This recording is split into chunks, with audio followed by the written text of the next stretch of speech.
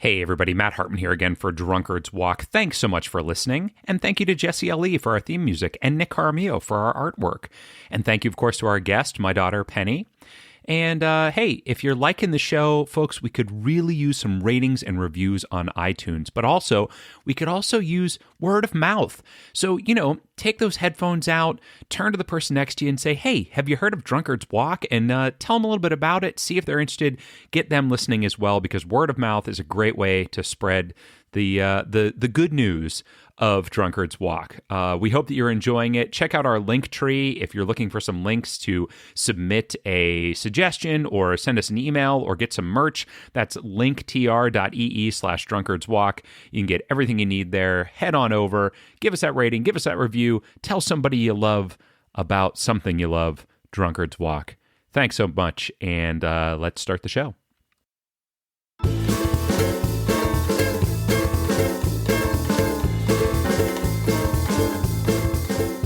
Hey everybody, welcome back to another exciting episode of Drunkard's Walk. That's right, we are the podcast that is like no other in that we are hosted by not one, but two people. I am one of those people, Jethro Nolan, as previously mentioned, and the other person, as yet unnamed, who also hosts this podcast is Matt Hartman.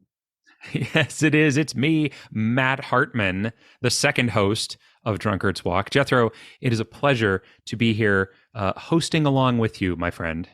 It is a delight. I'm happy to be here with you as always, and I hope you're happy to be here with me. I am. It's at the beginning of the episodes I'm always happy. It's the end of the episodes when I start to get angry because of your inevitable victory that will be claimed this week, I believe. I believe this week, if you win today, you will take the season, my friend. Well, can I just say I really enjoy watching the transformation from the mild-mannered Matt Hartman into the incredible sulk that you sometimes become. Thank you. You I like that get name. what you want. Yeah, there you go. That's very clever. You're a very clever individual. Has anyone ever told you that? Well, that must be why I'm winning every episode. Oh, yikes. Poof. Turn that knife. Turn it. Yeah, I put it right in there. Well, I am just, I'm also excited because I just love doing these walks and I love finding out new things. I love going new places. I mean, where did we go last week? The Mongolian death worm? The Mongolian death worm, yes. I mean, who even knew that existed, right? Well, Emily Burnett did, apparently. Yeah, and also apparently so did our wives because they beat us. They got there before we did for the first time ever. So I really have to give them some mad props and make sure that they understand just how exciting that is and how rare. Because that is the only time that will ever happen. So, I think that we're no longer going to invite them on the podcast. Never again. No. Yeah. Once don't they know once we lose, we are the worst losers? I mean, I would think that they would know that, but I feel like they probably know that by now. Yeah, you would think so. Good deal. Well, so here we are. It is the middle of June. In fact, I'll tell you what, Jethro, yesterday, did you realize yesterday was Juneteenth? Did you know that? I did not realize that, but only because we record in the past. Oh, wait, we do. But yes. But yeah, well, yesterday was Juneteenth. This is coming out on the 20th of June. And Juneteenth is, of course, a celebration of emancipation from slavery. And for me, it has an extra meaning because June 19th happens to be the birthday of somebody that I know pretty well. Oh, yeah. Who's that? It's my daughter, Penny Hartman. And so I thought maybe why not have her on as our guest to get our destination? How does that sound? That sounds like a grand idea. Welcome to the podcast, Penny. How's it going? Good. Okay, Excellent. thanks. I thought you weren't going to talk for a second there, and I was going to have to remind you this is an audio recording, not a video recording. Well, thanks for coming on, Penny. We're recording now, which is way before, but the people who are listening to this are listening to it on the day after your birthday. So if you had to guess, do you think you had a happy birthday? Yeah. Yeah? Excellent. What are you hoping to do on your birthday? Go to the pool. Oh, Go to the pool. All right. Go to the pool. What kind of And dessert are you hoping to have? A cake. a cake. All right. You should order one from Butter Bakery. I hear they make them really good there. They do. They do a good job. What type of cake are you hoping for? Because I know we talked a little bit about this tonight. So tell me a little bit more about this cake that you're hoping for. I want a horse cake. A horse cake. A cake made out of horse? Penny, we can't do that. That's not legal. That's really more of a meatloaf. Yeah, it's not really much of a cake. Are you talking about a cake shaped like a horse? Uh-huh. Oh, okay. I guess that's different than what I thought earlier tonight. I heard you wanted cartoon cake. Yeah, I want a horse cartoon cake. A cartoon horse cake. Oh, okay. All right. Well, that's definitely very different. Have you ever seen a cartoon cake, Jethro? Do you know what that is? Oh, yeah. Oh, okay. All right. I'd never seen it until yesterday, so I'd never even heard of this thing. So it's pretty crazy looking. I'm amazed that they can even do that. Oh, well, it's pretty standard cake. What? You don't know what it is. You don't have a clue what we're talking about. I just Googled it, so I do know. See, there you go. Penny, can you describe a cartoon cake? What does it look like?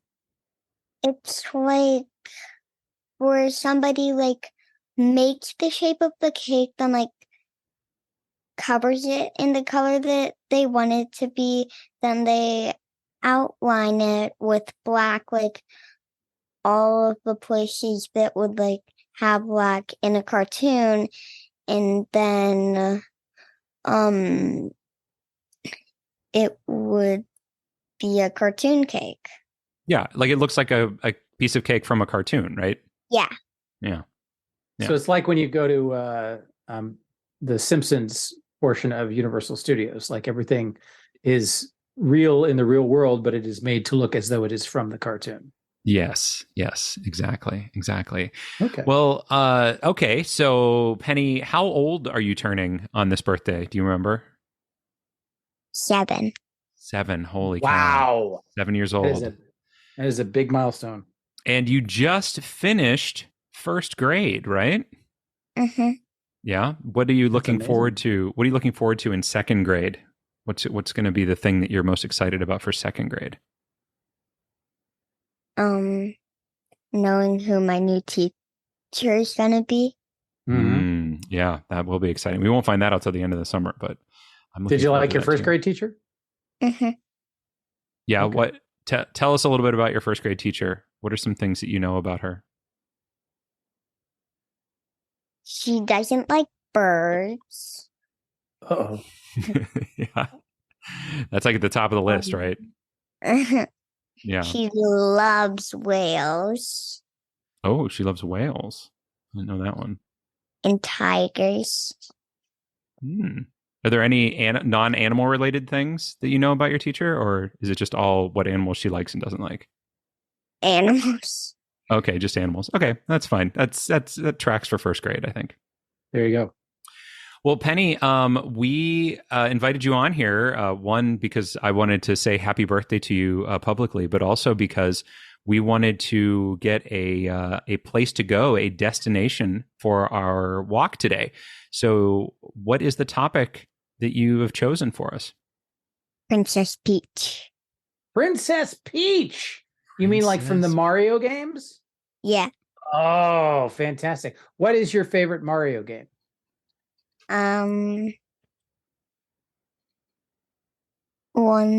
There's this one that's on my DS that I really like. Yeah. Do you know the name of it? I think that's the new Super Mario Brothers. Yeah, the new Super Mario Brothers. Okay. The new Super Mario Bros. So why did you pick Princess Peach? Why not pick Mario or Luigi or Bowser? I just really like Princess Peach, and I think she's really cool. Oh, okay. And have you ever seen Princess Peach anywhere other than in the video game? I've seen her in the new movie. Mm-hmm. Oh, did you like that movie? Yeah. What was your favorite part? I really liked it, like at the very end when all of them were trying to fight Bowser, and then Mario and Luigi got the superstar, and so like nothing stopped them. There you go. No spoilers, but yeah, that is the way it ends. So, well, that's cool, Pen. I love this. I love this idea. So, is there anything about Princess Peach that you really like? Like, is there anything she does, or? Well, I really like it that she's really brave, Mhm. and I really like it that um she's very smart. Yeah, that is true. That is true. Two That's it. two good attributes: brave and smart. Yeah, I agree 100%. I hope that I hope that you remain brave and smart as you grow up, Penelope. Yeah. Do you want to be brave and smart like Princess Peach? Yeah. Okay, good. Do you want to be captured by Bowser and put into a castle? No.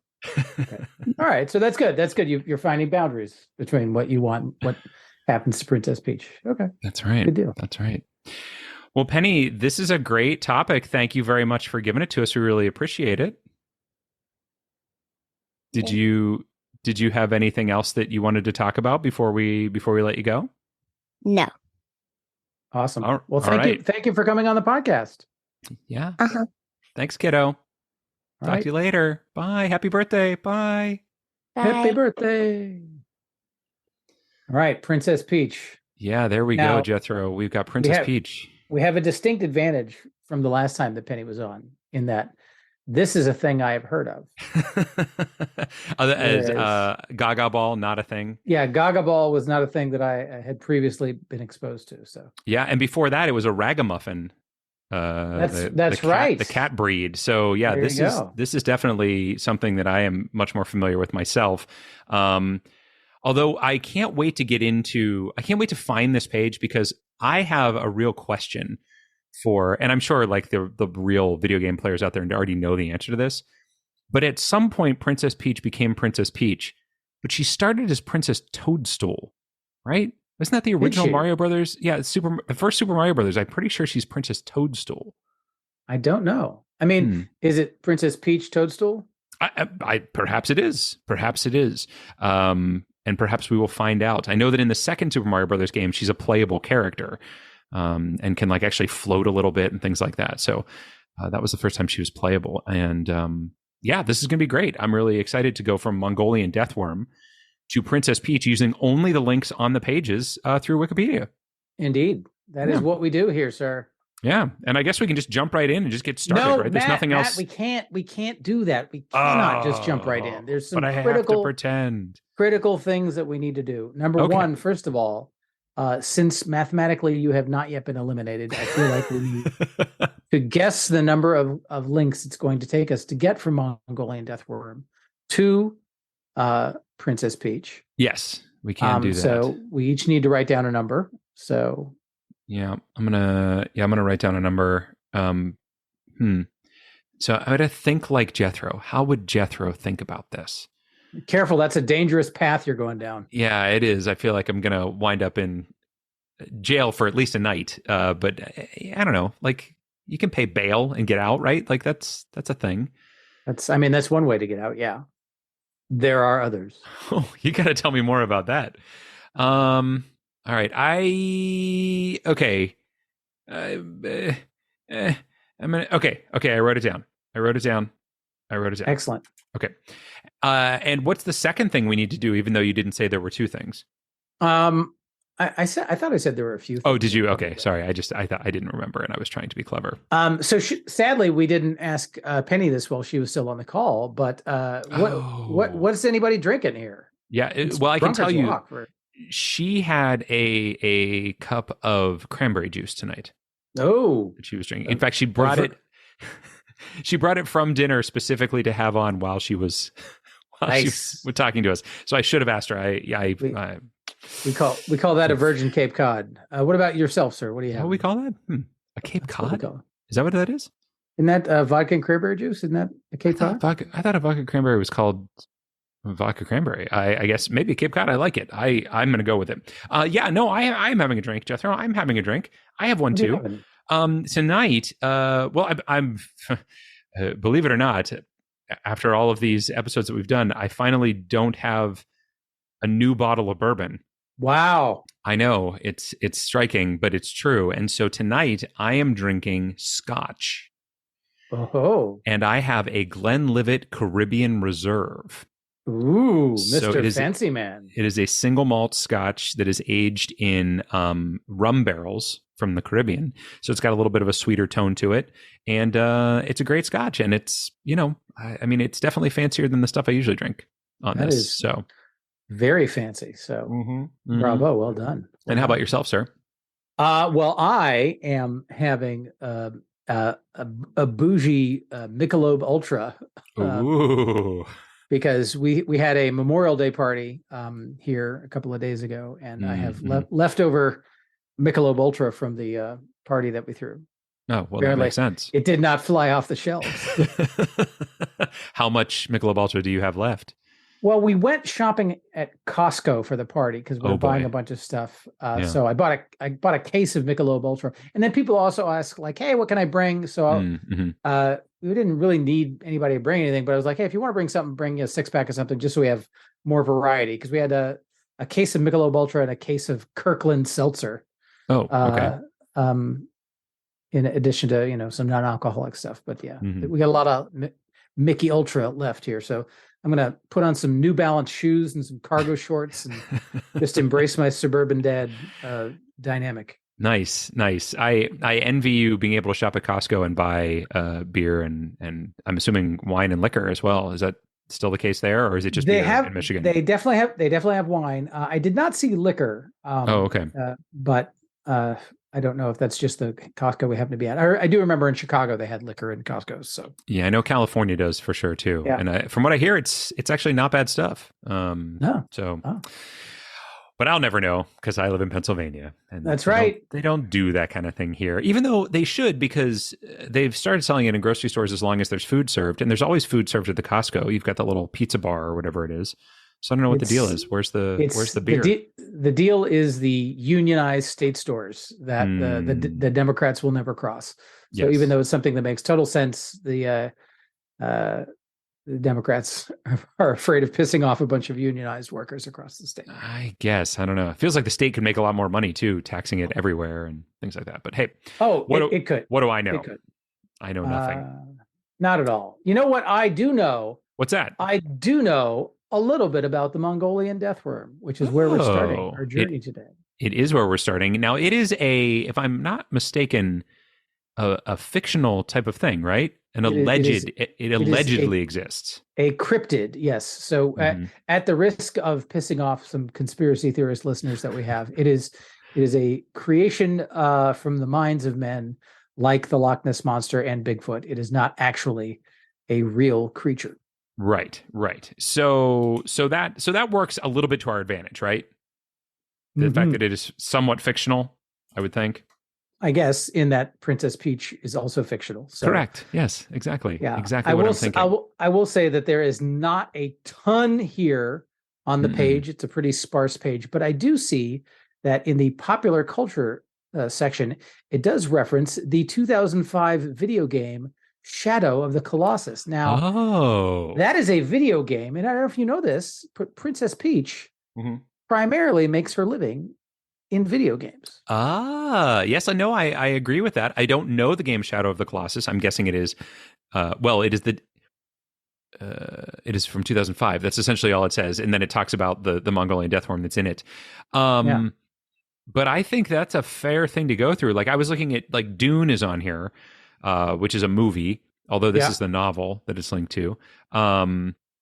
And so I was thinking of movies and the fact that they just had a Super Mario Brothers movie that Penny mentioned. But I think you're right. I think the video game is definitely our better path to go through. So I'm happy to try it out. Oh, look at that. A rare consensus right out of the gate. Yeah, Shadow of the Colossus. It is. Let's do it. Shadow of the Colossus. Now, I wonder if this is it's an action adventure for PlayStation 2. Okay, so that's interesting. All right. So now Mario, as you know, is, I believe, entirely restricted to the Nintendo universe of gaming devices. Yeah, generally that is true. I think that the original Mario Brothers, before the first Super Mario Brothers, the original one where they are plumbers and they're whatever, I think was on like in the arcade. I think made by Nintendo, but available on things like the Atari and the Apple IIe and things like that. I believe I remember playing it on those types of things. But now, certainly, I mean, he's the mascot for Nintendo, right? So indeed.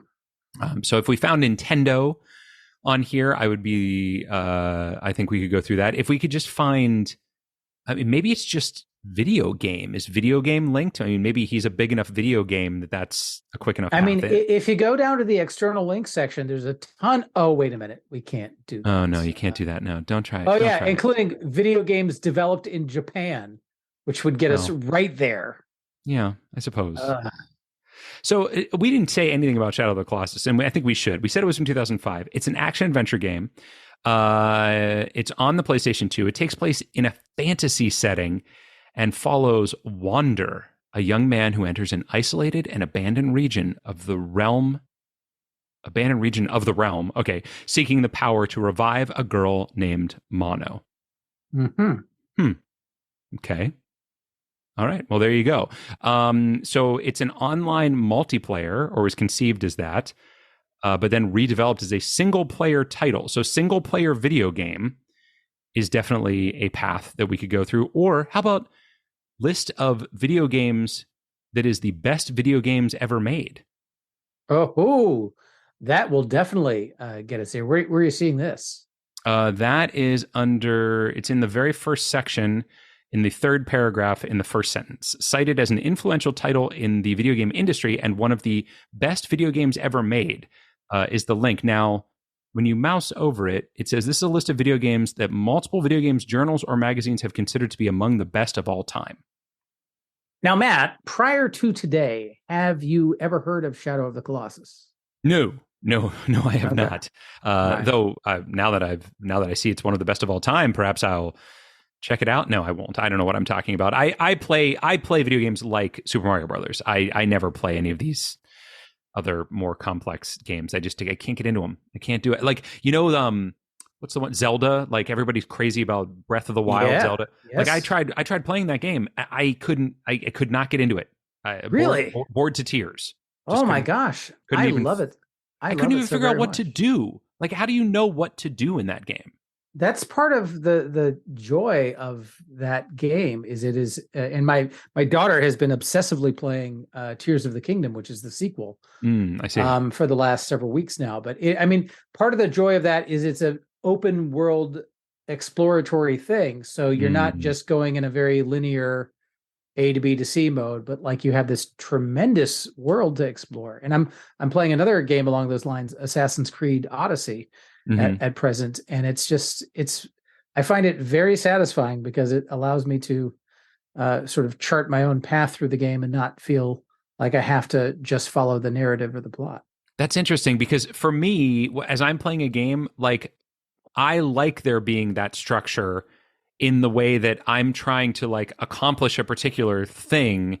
And that's, to me, like that's the enjoyment that I get out of it versus the kind of like wander about and just see what's there and just discover things here and there. Like for whatever reason, as I'm playing a video game, I just don't, and I'm not saying it's bad. I'm just saying me personally, I don't gather any fun out of that. And I don't know what that says about me. Probably nothing good, but. Well, I mean, I understand and am sympathetic to that impulse of wanting to be able to sort of check the box of accomplishment on something. It's just, for me, the open world games offer like, okay, so my first objective is I want to get all of the map exposed so I can see the whole world. I see. And then my second objective is I want to do all of the quests in this region.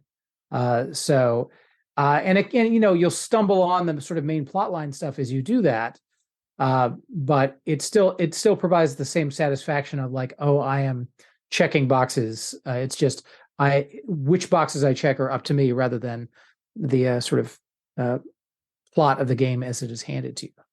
Yeah, I just found myself being very confused as to what to do next. And maybe that was maybe it's just because I'm not used to playing those types of games. Maybe it's just because I should have been looking more carefully at it. I also play it like I play for 20 minutes or half an hour and then I'm off doing something else. You know what I mean? So I don't spend a ton of time to get very immersed in it. And I think maybe that's part of the problem too. I don't know. Maybe not. I don't know what to say, but there we go. So one thing I've noticed during our discussion here is that there is a link on this page to The Legend of Zelda. Wow. Well, let me tell you, I am thrilled with the idea of spending some time in the greater Zeldaverse, as I thoroughly enjoyed Breath of the Wild. And as soon as my daughter lets me get my hands on the Switch, I will be glad to dive into Tears of the Kingdom. But I don't know that that's going to be our quickest way of getting there, because although the Breath of the Wild is part of the Nintendo universe, it does get us into the Nintendo world. It does. I think that your initial instinct of best video games ever gets us to Mario for sure. Interesting. So I'm going to throw this out at you. So first of all, Breath of the Wild itself is linked on here also, but this is just a link to The Legend of Zelda, which is the first Zelda game. Okay. And here's the reason why I think that it is the way to go, is because if you recall, or perhaps not, back in the day when Nintendo first started, you could buy yourself a Nintendo Entertainment System. And one of the exclusive games was obviously Legend of Zelda. But in addition to that, you could get the Nintendo Breakfast System, which was a cereal, and it was two bags inside one box, and one bag was Super Mario Brothers themed, and the other bag was Legend of Zelda themed. And so I think there's a very close connection between these two video games. All right. Well, you know what? I cannot argue against that. And if I think it was season 1 where we had to go to like Frankenberry or Booberry or something along those lines. Monster Cereals, I think. Monster Cereals, yeah, where we found out the actual name of Count Chocula and all those other guys. Yeah, what was his name? Oh, I've forgotten already. Roostus T. Chocula. No, that's not it. It was something awesome though. I do remember that. So, but yeah, I think Legend of Zelda is the way to go. Okay, Count Alfred Chocula. Oh, Alfred, yes, Count Alfred Chocula. There you go. All right, shall we go? The Legend of Zelda. You know what? You've convinced me, sir. Legend of Zelda it is. Let's do it. The Legend of Zelda. Excellent. Now, I remember as a kid, I thought that Zelda was the character because I never played the game. And then, of course, the second one came out, which was, what was it called? Link's Adventure? Or I don't remember. Yeah. And it was like, no, that's who you're playing as, not Zelda. Zelda's the character anyway, totally different thing. She's the Princess Peach that you're trying to save. Is that right? You're actually trying to save? Yeah, there you go. Courageous half man of the elf-like Hylian race, and Princess Zelda, a magical princess who is the mortal reincarnation of the goddess Hylia, as they fight to save the magical. So they fight together. Yeah, I mean, my only exposure to the Zeldaverse is Breath of the Wild, in which you are trying to free Zelda from the clutches of Calamity Ganon. Ah, I see. But there's so many parallels to Princess Peach being saved from Bowser in Mario, the Mario-verse, that I'm shocked that there's not something.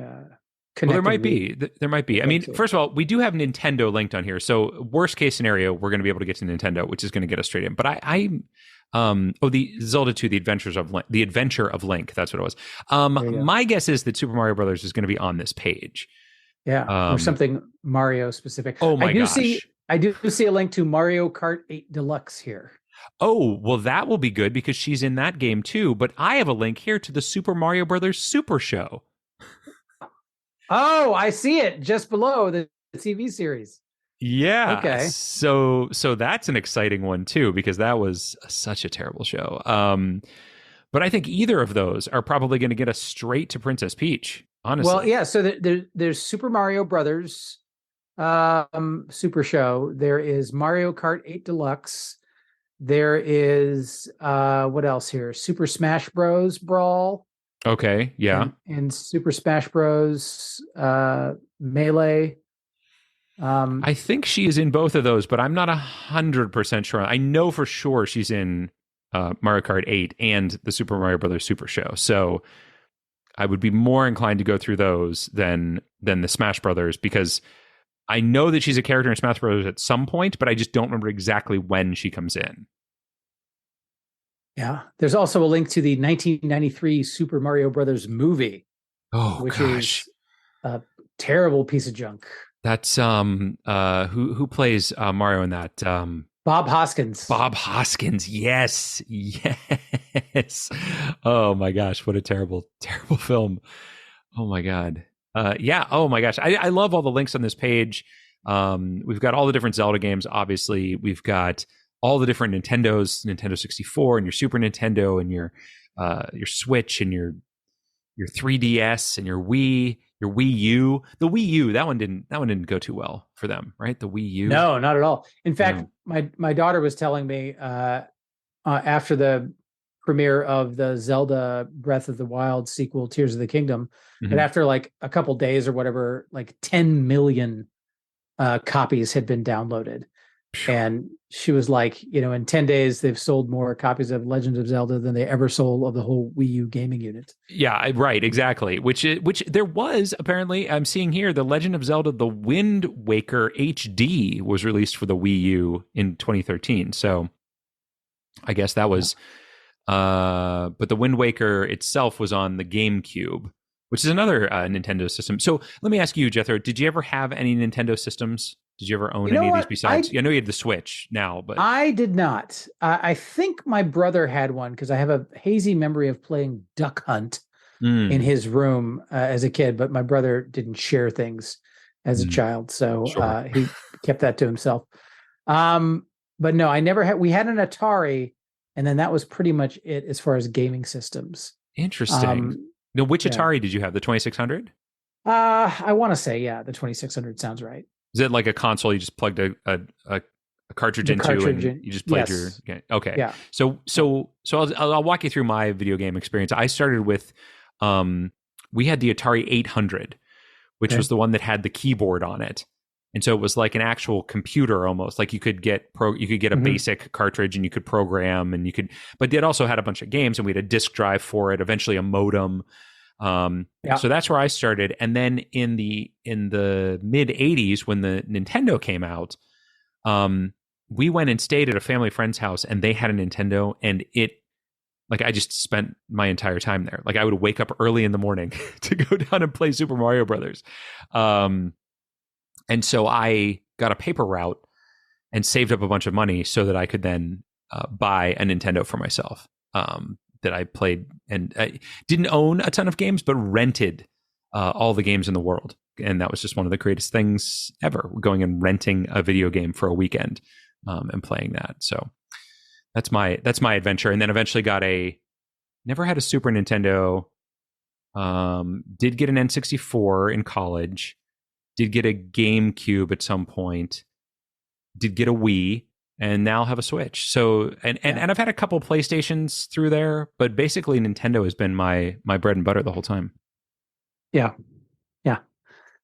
Well, I had the Atari, and then really nothing until I ended up buying myself an Xbox 360 as a grown man. I just never had gaming units at home. Yeah. What about a Game Boy or anything like that you could take with you? Did you ever have anything like that? No, I had like the only thing even remotely like that I ever had was when I was very young. I had like shitty games that were like powered by watch batteries, where you could literally only play one game. Yeah. And that animated every step of like, you're throwing a banana off a truck and you're trying to catch all the bananas that your brother's throwing or whatever. Like really basic stuff but no, gaming was just never a big I enjoyed playing video games in an arcade, which I guess Mhm. shows my age, but like home gaming stuff was never really big for me. It was Never a big thing. Yeah. No, never I that get it. guy.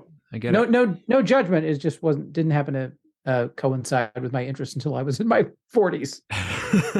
Well, I understand. And there were definitely things that I really enjoyed, but I never, like I said, like I never got into serious games, right? That people like really like. I liked the games that were just a little more fun. Like just kind of ridiculous games. Back to the Future Part 2 and 3. Like what a ridiculous video game, but I really enjoyed playing it. So I played a lot of computer games too, and I see that Wing Commander is linked on here. One of my favorite computer games as a kid, along with like the King's Quest series and Space Quest and all of those types of things. But all right, so we should do it. We should move forward here. So what do you think? The Super Show or 8, Mario Kart 8? What do you think? I've got two options for you. I'm not familiar with the Super Show, so I'll have to defer to you for wisdom on that topic. But okay.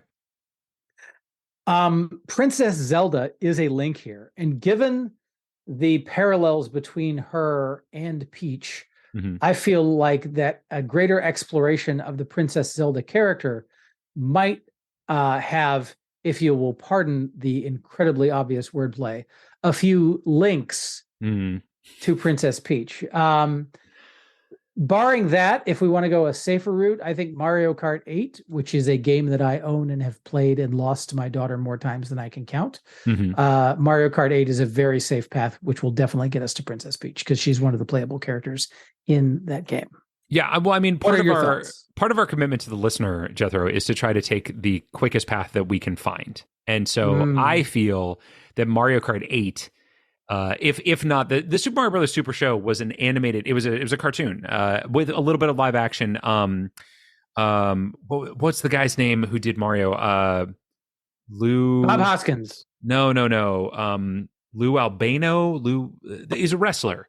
Captain Lou Albano? Yes. He was the Mario character that was like a live action. He would be between segments. And there's actually a nod to the theme song in the new Super Mario Brothers movie as well, which is pretty great. Okay. But I think Mario Kart 8 is the way to go. I think it's going to have a list of the characters. I think Princess Peach is going to be on there. Yeah, there you go. All right, let's do it, man. Mario Kart 8 Deluxe. Oh, no, I'm going to just Mario Kart 8.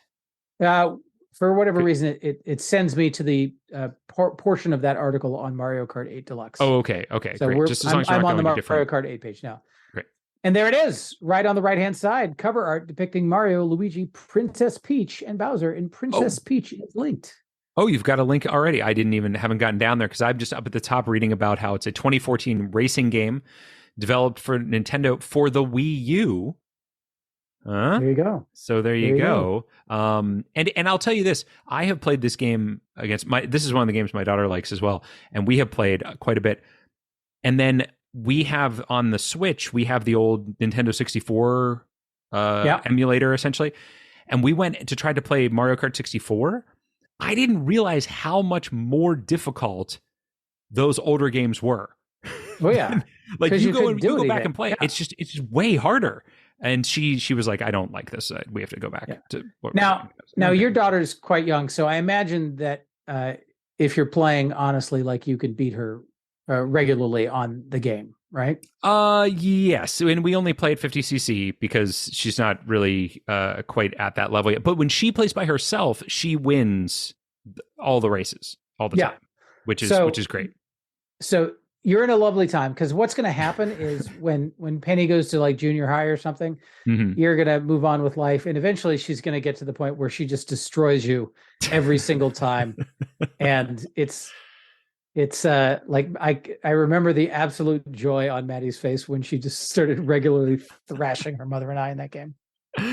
That is awesome. Now the thing is, I'm not seeing what you saw. Or are you on the Mario Kart 8 page? I am. But where did you see this? On the at the top right-hand corner is a cover art for the Mario Kart 8 game. Oh, I see it. I'm sorry. Depicting Mario, Luigi, and Princess Peach. Yes, I do. I see it right there. Princess Peach toadstool, as it says on here, but I was takes you to a page that is just called Princess Peach. And I guess, but it says here, Princess Peach Toadstool is a recurring fictional character in Nintendo's Mario franchise, created by Shigeru Miyamoto and introduced in the 1985 original Super Mario Brothers installment. She is the princess regnant and ruler of the Mushroom Kingdom, where she resides in her castle along with the toads. There it is. So we have done it, Jethro. We have found our way from Mongolian Deathworm to Princess Peach. And the fact that there was a video game on that Mongolian Deathworm page was very helpful. Indeed, it was. Otherwise, I don't think we'd have gotten there. So let's take a look at our guesses, see if we've tied and need to do some sort of speed run. All right, then. So I have guessed 5. Jethro, how many have you guessed? Aha! Well, I have guessed one different than 5, And in that I have guessed 6. And so because it took us 4, according to my spreadsheet, I actually won! Look at that! Hey, there's still Congratulations. hope. There's still hope, folks. You should listen next week because there's still a chance. You should listen next week regardless. Even if Jethro wins next week, you should still listen the week after, and the week after that, and the week after that. There you go. Because it's listening. not the destination, it's the journey. It is the journey, and I'll tell you, this journey was pretty fun. I really like going through and reminiscing about all of my video game experience. I hope our listeners enjoyed that as well, and I hope that they weren't listening to it and thinking, God, this guy just goes on. Instead, they were thinking, oh, I remember when I played my first Nintendo game, or whatever it might have been. And hey, folks, I'll tell you what. If you've got a favorite game, maybe a favorite video game character, maybe a favorite system that you had, send us a little email, send us a little Facebook message, send us something on our social medias, and tell us about it, because we'd love to be interacting with you and hear what you have to say, right, Jethro? Correct. We want to know that people are out there and that we don't live in a gigantic simulation. That's right. I don't want to be locked away in another castle, and I don't think Jethro does either. Despite the fact that you do have a crown on, which I like. I don't know why you're wearing that, but I applaud you for it. Well, thank you. I'm Princess Jethro. We'll see you next week, folks.